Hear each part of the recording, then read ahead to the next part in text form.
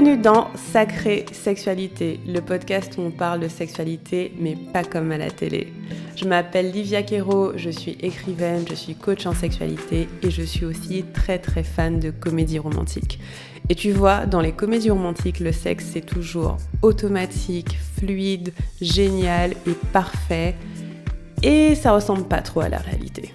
On ne nous montre pas tous les moments maladroits, compliqués, qui sont durs à naviguer. Et on ne nous montre pas non plus toute la dimension magique, sacrée de la sexualité qui va bien au-delà de mélanger les corps. Eh bien, tu sais quoi ? Dans ce podcast, c'est exactement ce qu'on va faire. On va parler des choses qui sont un peu compliquées, un peu difficiles et dont personne ne parle jamais. Et en même temps, on va parler de la dimension spirituelle, énergétique de la sexualité qui en fait un outil qui te permet de te reconnecter à qui tu es et qui impacte tous les aspects de ta vie. Je suis très heureuse de t'accueillir dans ce podcast et je te dis à tout de suite pour l'épisode du jour. Bon, peut-être que vous allez trouver le thème de cet épisode vraiment bizarre, mais en même temps, il faut bien que quelqu'un le fasse. Ok, on y va. Bon, je vais vous raconter un peu de ma vie. Peut-être que c'est trop d'informations, mais on est entre nous et je dois vous dire la vérité. Ça fait 2 fois en 3 mois que j'ai des mycoses vaginales. Ça me fait chier, ça m'énerve, c'est désagréable au possible. Et je sais à chaque fois à quoi c'est dû et je ne veux plus que ça arrive. C'est bon. Alors, qu'est-ce qu'une mycose vaginale ? En fait, en général, c'est pas forcément vaginal. Ça peut ressembler à des démangeaisons à l'entrée du vagin et au niveau de la vulve. C'est très désagréable. Et il peut y avoir inflammation, mais pas toujours. Mais en gros, c'est un champignon qui se développe à cet endroit-là. Et pour le soigner, il faut un fongicide.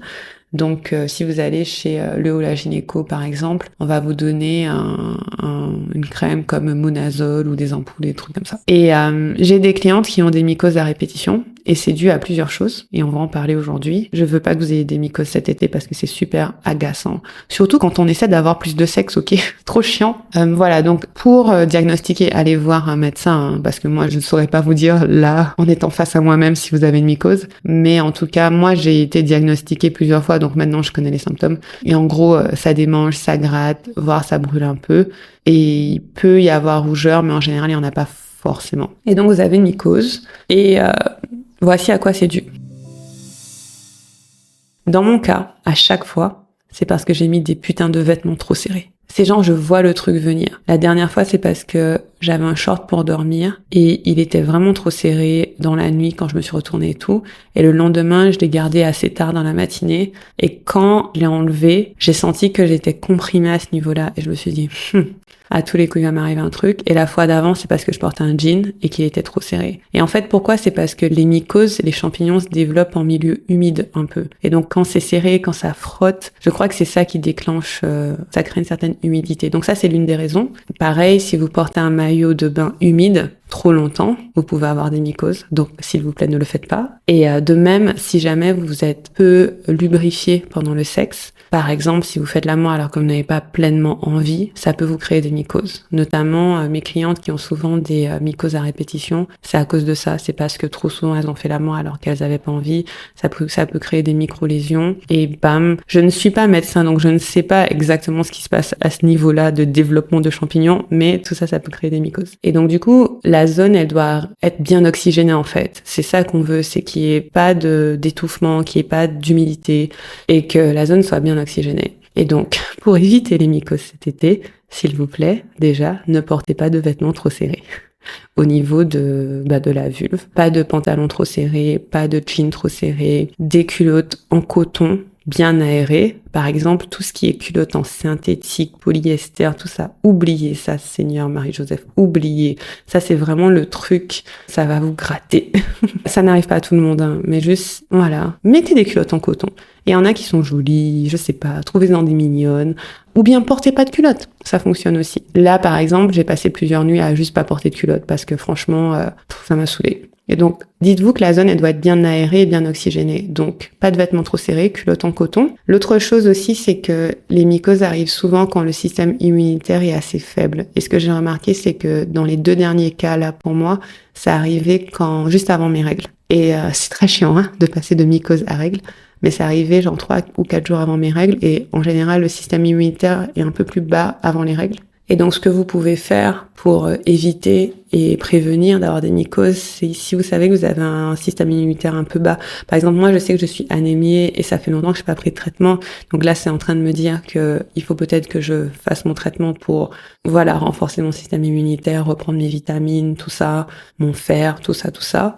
Assurez-vous que vous avez le soutien en termes de vitamines qu'il faut et vous pouvez aussi prendre des probiotiques. Si notamment vous avez pris des antibiotiques il y a pas longtemps, ça peut avoir un gros effet sur la flore vaginale et du coup, prendre des probiotiques, ça permet de renouveler la flore vaginale. L'autre chose très importante pour éviter d'avoir ces champignons qui sont au niveau de la vulve et de l'entrée du vagin, c'est de ne pas laver votre vulve avec du savon, de vraiment laver à l'eau claire. Parce qu'en fait, la flore vaginale, son équilibre est important pour empêcher qu'il y ait des mycoses. Donc si vous utilisez du savon ou que même vous utilisez des choses à l'intérieur pour nettoyer, vous allez défoncer votre flore vaginale et vous avez plus de chances d'avoir des mycoses, mais aussi d'avoir des infections. Donc ça aussi, c'est très important de vraiment laver qu'à l'eau et de ne pas laver à l'intérieur. Je sais qu'il y a des gens qui font ça pour que ça sente bon et tout. Une chatte, ça sent l'odeur d'une chatte. On n'a pas besoin qu'elle sente bon, on a besoin qu'elle sente l'eau ou son odeur naturelle, ok? Je viens de retrouver le nom pour vous. Le champignon responsable s'appelle le Candida albicans ou albicans. Je sais pas comment on dit ça. Mais en tout cas, voilà, ça c'est les grandes lignes. Après, on peut avoir aussi des mycoses en cas de dérèglements hormonaux, notamment, par exemple, quand les hormones changent, quand on est enceinte, si vous prenez de la pilule, ce genre de choses-là, ça peut jouer aussi. Et aussi, si vous mettez des tampons hygiéniques à la place de serviettes hygiéniques, ça peut aussi jouer. En fait, tout ce qui touche à l'équilibre de la flore vaginale, à la respiration de cette zone, à la potentialité de causer des mycoses, si en plus votre système immunitaire est bas. Une chose qui peut beaucoup aider et que je recommande à mes clientes aussi, c'est de faire leur massage de la vulve régulièrement. Et donc, le massage de la vulve, c'est une pratique qui est offerte. C'est l'une des pratiques de mon programme Le Temple, mais elle est offerte. On mettra le lien dans les notes. Mais en fait, en faisant un massage de la vulve, qui n'est pas de la masturbation, c'est un vrai massage, on masse l'aine, les lèvres extérieures, les lèvres intérieures, le gland du clitoris. En fait, ça permet d'oxygéner la zone et de permettre aussi de faire circuler le sang dans la zone. Et donc, tout ça va jouer dans l'équilibre de la zone vulvaire et vaginale. Donc, si vous voulez éviter les mycoses cet été, pour récapituler, pas de vêtements trop serrés, pas de maillot de bain mouillé trop longtemps, et ne restez pas non plus dans l'eau pendant des heures et des heures et des heures et des heures parce que ça peut jouer. Prenez des vitamines ou des probiotiques pour s'assurer que la flore vaginale, elle est tip top et que votre immunité, elle est aussi au top. Lavez votre vulve à l'eau uniquement. Ne faites rien qui décape. Toute la zone, elle est conçue pour régler son équilibre. Il y a un petit film protecteur, etc. Et donc, du coup, faites-lui confiance. Elle sait se gérer. Et portez des culottes en coton qui respirent bien. En fait, vraiment, on pense propreté, mais sans trop en faire. Respiration, de l'air. Ne portez pas de sous-vêtements pour dormir si vous voulez. Comme ça, même si vous bougez, vous savez qu'il y a rien qui va frotter, qui va serrer. Et voilà quoi. Bon, moi j'ai fait ma part, je vous ai raconté ma vie et je vous ai donné des conseils. J'espère que ça va vous aider. Pour ma part, la prochaine étape c'est de vraiment... déjà j'ai capté quand ça arrive un peu avant mes règles, donc probablement prendre une petite prise de sang pour voir où en est mon anémie et recommencer à prendre mes vitamines, ça va être ça la prochaine étape pour moi. Arrêtez de mettre des culottes pour dormir aussi, ça va être une étape pour moi.